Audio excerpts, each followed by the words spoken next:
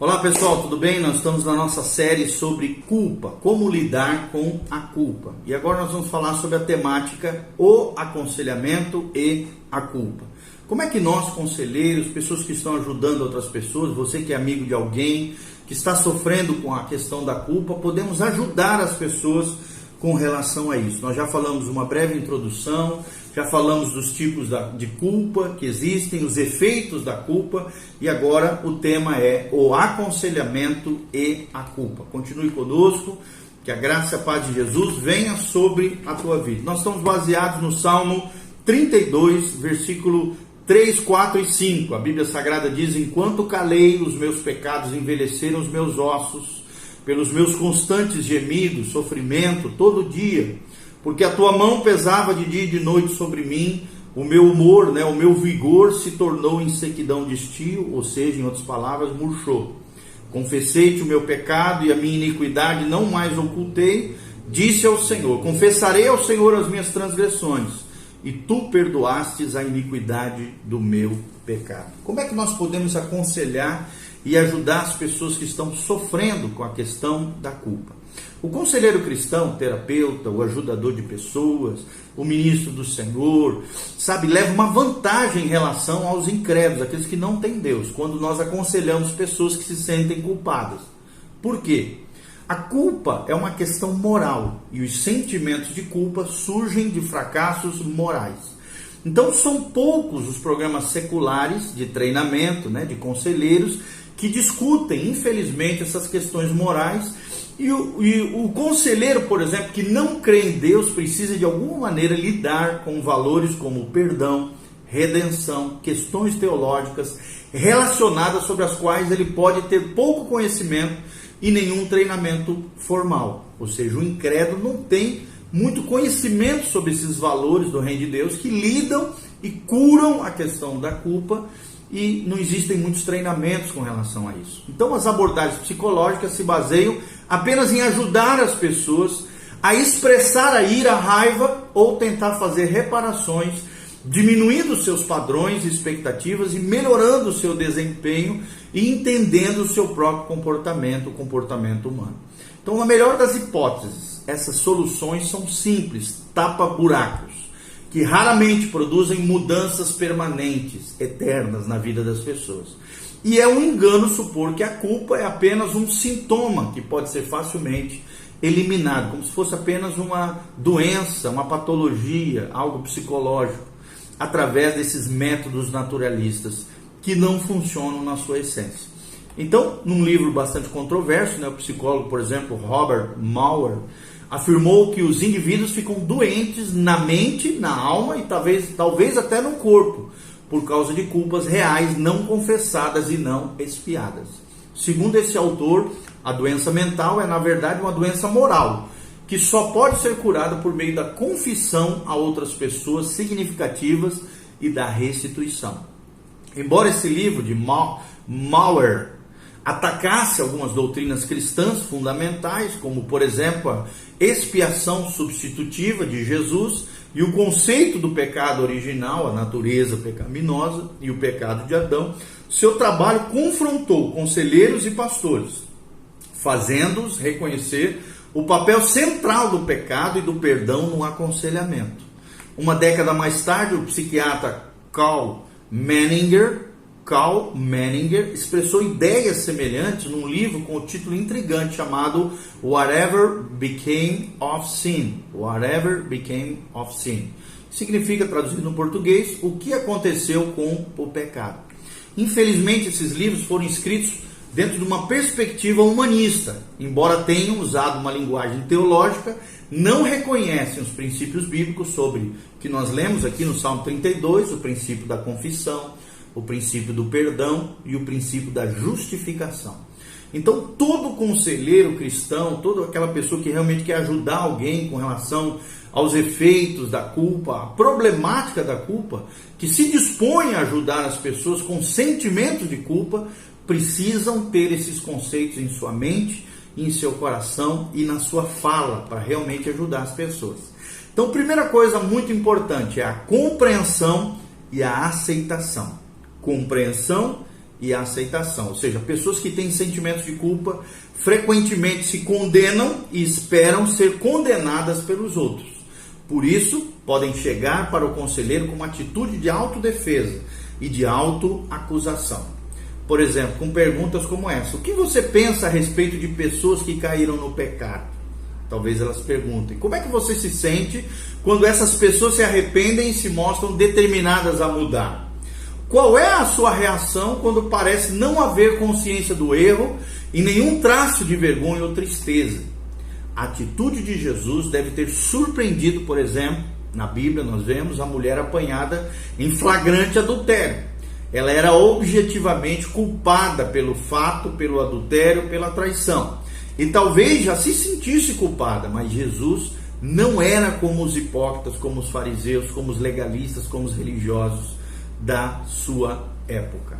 Tá? Então nós vemos claramente que ela era culpada, talvez se sentisse culpada, provavelmente, mas Jesus era diferenciado. Ele não desculpou ela do seu pecado. O que ela fez foi evidentemente errado, mas conversou com ela cordialmente e disse-lhe para não pecar mais. Ou seja, nós como cristãos, conselheiros cristãos, terapeutas cristãos, devemos fazer o mesmo. Não devemos, preste atenção, não devemos tentar minimizar o pecado cometido, nem devemos assumir uma atitude de superioridade moral, religiosa ou espiritual.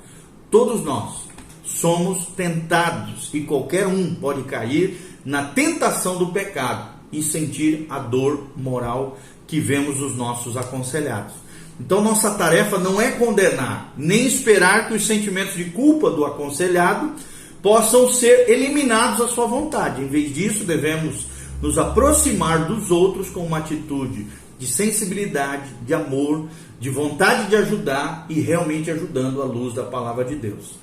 Parafraseando um velho clichê, nós aceitamos o pecador, apesar de não aceitarmos o pecado.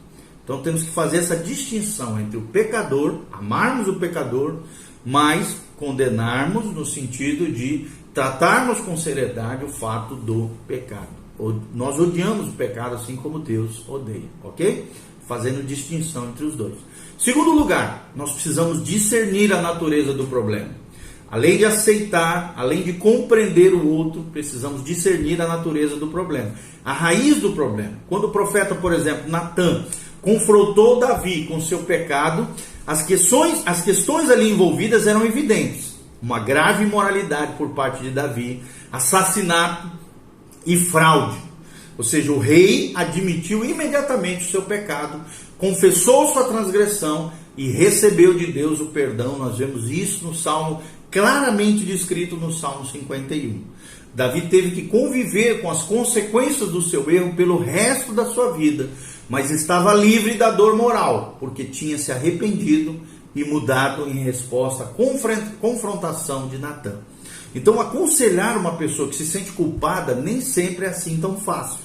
Algumas pessoas não sabem porque se sentem culpadas. Outras admitem sinceramente as suas ações e pensamentos errados, mas os sentimentos de culpa permanecem. E nós precisamos ajudá-los a lidar com isso. Às vezes, encontramos pessoas que infringiram a lei ou feriram outra pessoa, mas não demonstram tristeza ou remorso, o que é ainda pior para a vida daquela pessoa. Então, muitas vezes, essas pessoas podem ser ajudadas se conseguirem entender as forças internas que exercem influência sobre elas.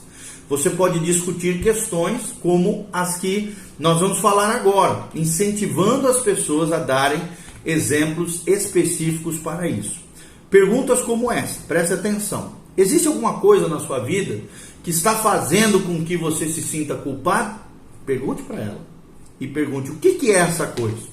Segunda pergunta, como é que você lidou com os sentimentos de culpa em ocasiões anteriores? É a segunda pergunta importante. Terceira, o que foi que o ajudou naquela época e o que foi que o atrapalhou naquela época?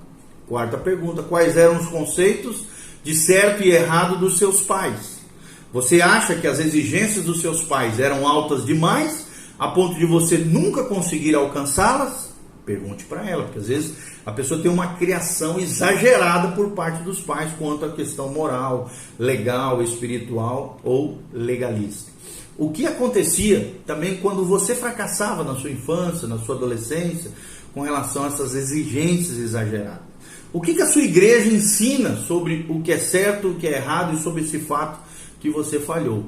Havia uma ênfase bíblica clara para esses ensinos dos seus líderes, dos seus pastores, da liderança espiritual sobre a sua vida? Pergunte para ela.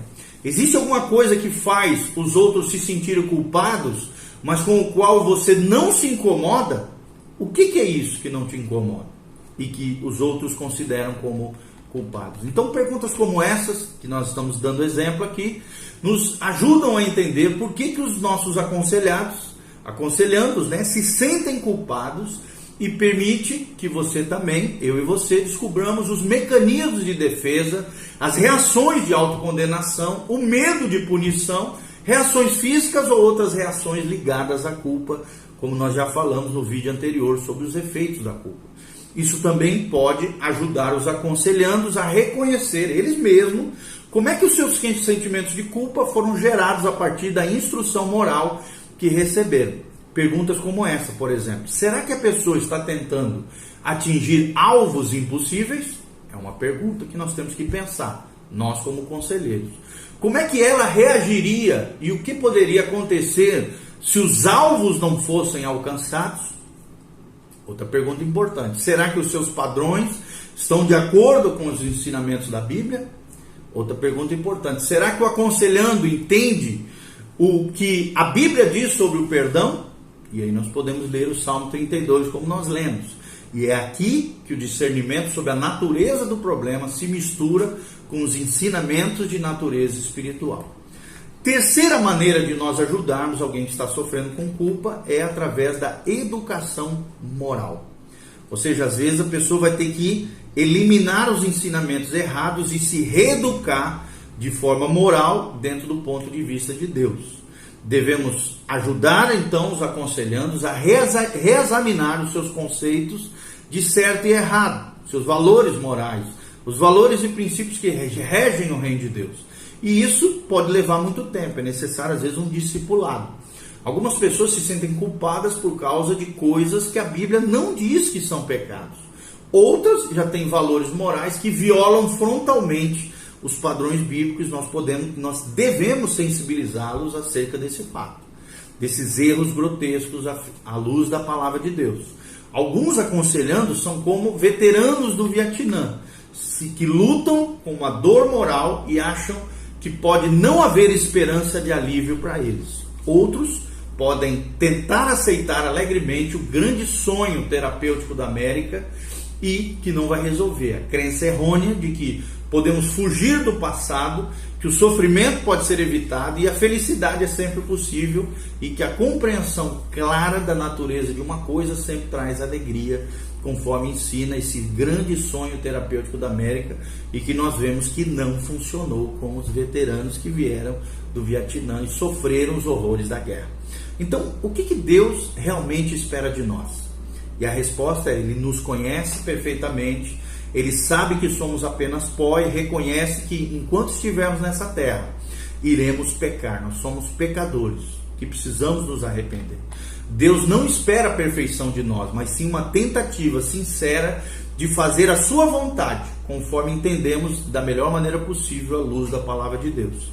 O Deus compassivo, misericordioso, também ama incondicionalmente e perdoará os nossos pecados sem exigir de nós uma expiação ou uma penitência.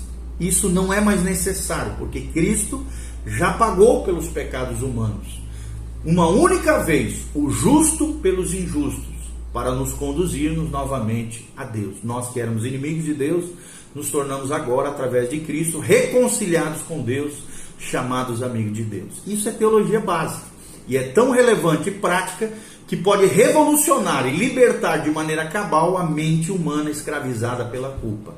A solução definitiva para a culpa e para os sentimentos de culpa é admitir a nossa dor, o nosso sofrimento, os nossos fracassos, as nossas culpas e confessar o nosso pecado a Cristo e, se necessário, a outras pessoas que nós ofendemos, ferimos ou machucamos, orando pedindo perdão, desejando sinceramente o arrependimento e promovendo mudanças reais no nosso comportamento. E finalmente acreditando, se apropriando da ajuda divina, do poder de Deus, da graça de Deus, que fomos perdoados e aceitos pelo Deus Criador dos céus e da terra. E Ele, por sua vez, nos ajuda a aceitar, amar e perdoar a nós mesmos e também as outras pessoas. E o quarto princípio, para nós ajudarmos as pessoas dentro de tudo isso que nós estamos falando, é claro, é o arrependimento e o perdão. Embora o aconselhando entenda o que a Bíblia ensina sobre a culpa e o perdão, e o Salmo 32, o Salmo 51 é extraordinário sobre isso, como também 1 João capítulo 1, 7 e 9, né? Embora o aconselhando entenda o que a Bíblia ensina, às vezes sobre culpa e perdão, às vezes problemas como os que nós já mencionamos ainda podem persistir. Problemas como esse. As pessoas vão dizer para nós, né? Eu não consigo pedir perdão.